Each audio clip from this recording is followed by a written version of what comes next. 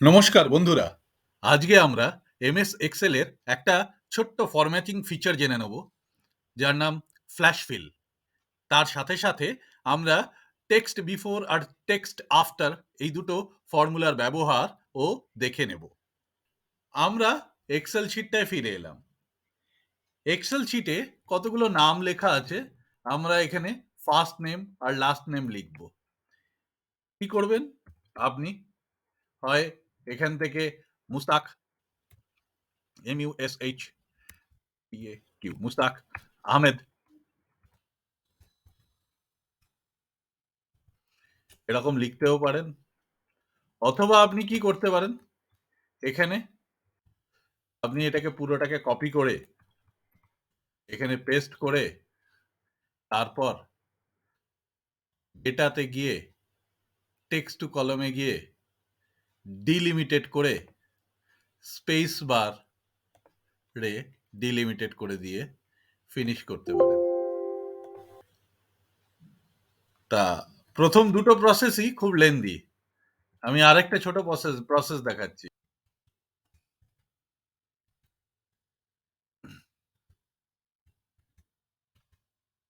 এবারে এই দুটোকে দিলেন,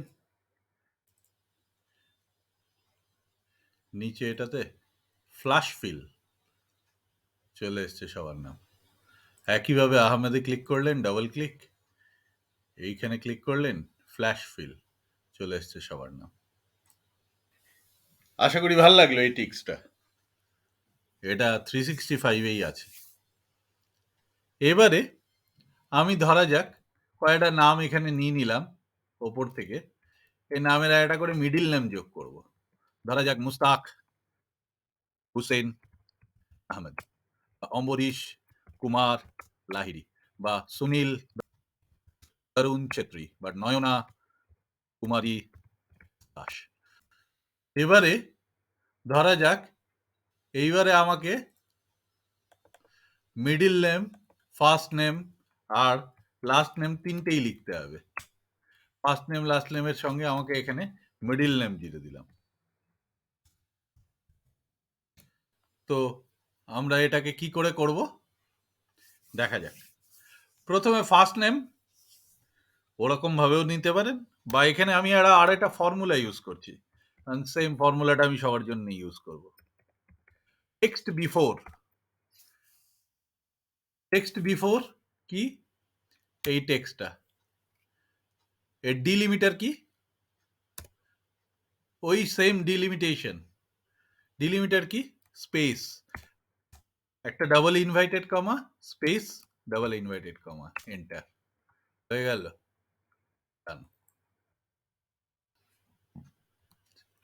এবারে আমাকে মিডিল নেমটা লিখতে হবে। মিডিল নেমের ফর্মুলাটা একটু বড়, আমি লাস্ট নেমটা লিখে নিই। টেক্সট আফটার,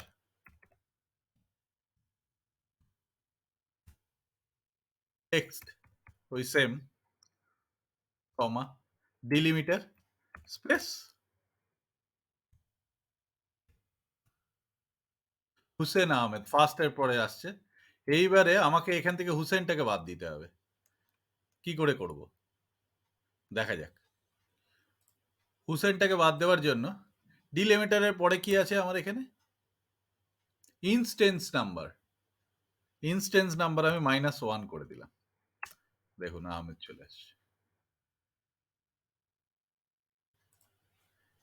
এখানে মিডিল নেমটা নেওয়ার জন্য আমরা কি করব দেখি। এখানে করছি ইফ এনে first bracket text before first bracket text after first bracket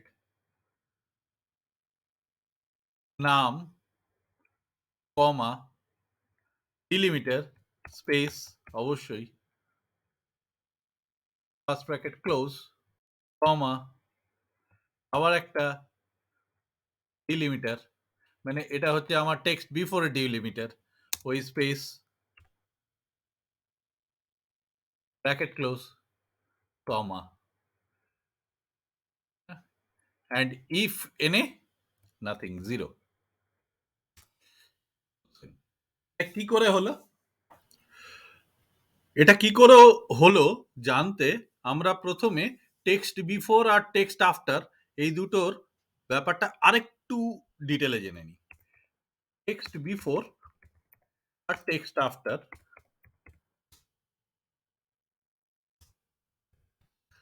তো আমি যদি এই মুস্তাক হুসেন আহমেদ এটাকে যদি টেক্সট বিফোর ফর্মুলা দিই তাহলে কি হচ্ছে দেখুন।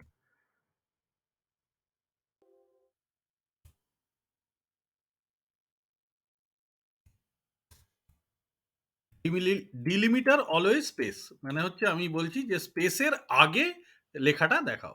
তো ও প্রথম স্পেসটা খুঁজে পাচ্ছে, সেটা হচ্ছে মুস্তাক আর হুসেনের মাঝখানে। তো এইখানে লেখাটা আসবে মুস্তাক। তার টেক্সট বিফোর মানে হচ্ছে স্পেস যেটা রয়েছে তার আগেরটা খুঁজে পেলো। টেক্সট আফটার মানে হচ্ছে ফার্স্ট স্পেসের পরেরটা খুঁজে পাচ্ছে।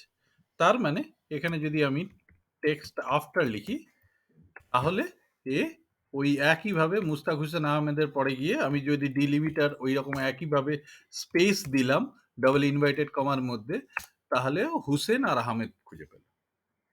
এইবারে একটু আমরা মাথা খাটাই যে হুসেন আহমেদ থেকে শুধু হুসেনকে রাখবো মিডিল নেমের ক্ষেত্রে এবং আহমেদকে সরিয়ে দেবো, কি করে সম্ভব? আমি যদি টেক্সট বিফোরের জায়গায়